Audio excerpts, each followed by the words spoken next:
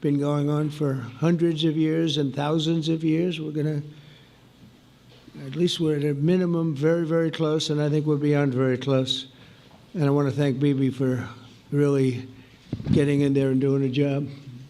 We've worked well together, as we have with many other countries, both of us, with many other countries, which is the only way this whole situation gets solved. And I'm not just talking about Gaza. Gaza is one thing, but we're talking about much beyond Gaza. The whole deal, everything getting solved. It's called peace in the Middle East.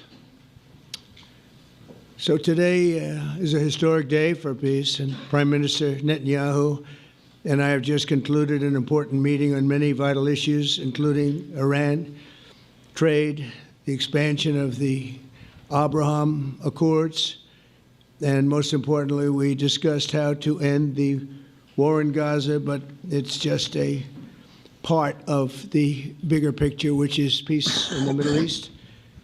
And let's call it eternal peace in the Middle East.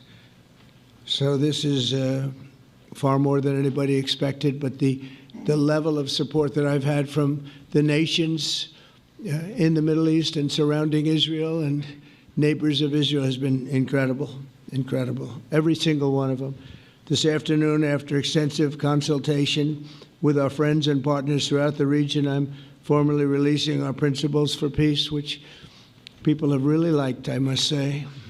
And these are done, not just routinely done, these are done with total consideration and working with the nations that we're talking about. All of these nations have made contributions to those suggestions. I want to thank the leaders of many Arab and Muslim nations for their tremendous support in developing the proposal, along with many of our allies in Europe. Europe has been very much involved, and as I was called by many of the European leaders, most of them saying, is this true? Are you really doing peace in the Middle East? This is the most incredible thing we've heard. Some think it's the biggest thing they've ever heard. They called just to find out, was it just a rumor or is it actually done? And then they said, have you spoken to the Arab leaders? Have you spoken to all of the other leaders that we have to get? A lot of people involved in this one. I also want to thank Prime Minister Netanyahu for agreeing to the plan and for trusting that if we work together, we can bring an end to the death and destruction that we've seen for so many years, decades, even centuries, and begin a new chapter of security, peace, and prosperity for the entire region. And I want to just say that my meetings and dialogue that we had with so many countries, Saudi Arabia as an example, the king is a phenomenal person. The Emir of Qatar, he's incredible people. UAE, and that's MBZ and ABZ. We're totally involved. These are the people that we've been dealing with and who've been actually very much involved in this negotiation, giving us ideas, things they can live with, things they can't live with. Pretty complex. I mean, after 2,000, 3,000 years, whatever it is, I guess it's got to be a little complex, or it would have been done a long time ago. The King of Jordan was with us, as you know, in the United Nations. The President of Turkey, President Erdogan, is a friend of mine, a strong man, but a good man. President of Indonesia, somebody who's an amazing leader, Prabowo.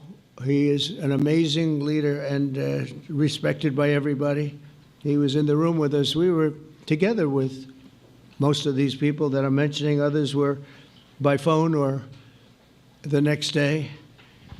The Prime Minister and the Field Marshal of Pakistan, they were with us right from the beginning. Incredible. In fact, they just put out a statement that they fully believe in this pact.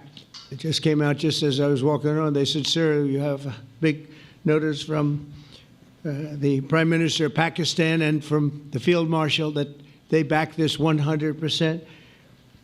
President al-Sisi of Egypt, who's terrific.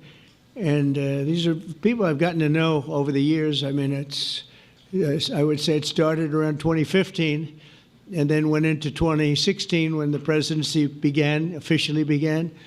But I've known him actually for a long time, and there are many cases, really great men. I can't say in all cases, but I will tell you, in many cases, they're great men, and some great women, too.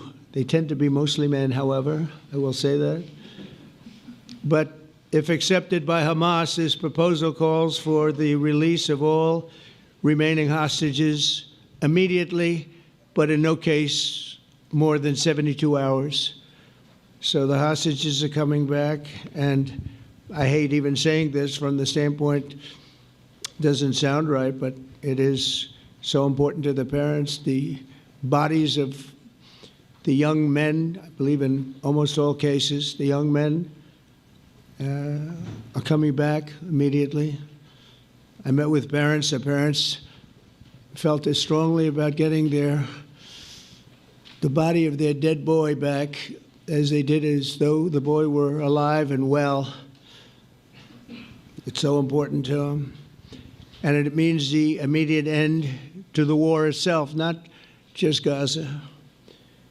It's the war itself. Under the plan, Arab and Muslim countries have committed, and in writing in many cases, but I actually would take their word for it. The people I mentioned, I'd take their word for it, to demilitarize Gaza, and that's quickly. Decommission the military capabilities of Hamas and all other terror organizations. Do that immediately. And we're relying on the countries that I named and others to deal with Hamas. And I'm hearing that Hamas wants to get this done too, and that's a good thing. And destroy all terror infrastructure, including the tunnels, weapons of production facilities. They have a lot of production facilities that we're destroying. They'll also help train local police forces in the areas that we're discussing right now, in particular in and around Gaza, working with the new transitional authority in Gaza. All parties will agree on a timeline for Israeli forces to withdraw in phases. They'll be withdrawing in phases. No more shooting, hopefully, as progress is made toward achieving these goals.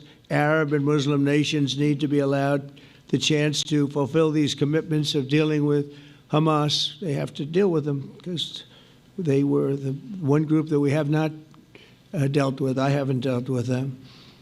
But the Arab countries are going to, and Muslim countries are going to be dealing with Hamas, and I believe they've already been there. I think they probably have an understanding, and they haven't maybe mentioned that, but I would imagine they do. Otherwise, they wouldn't have gone as far as they've gone.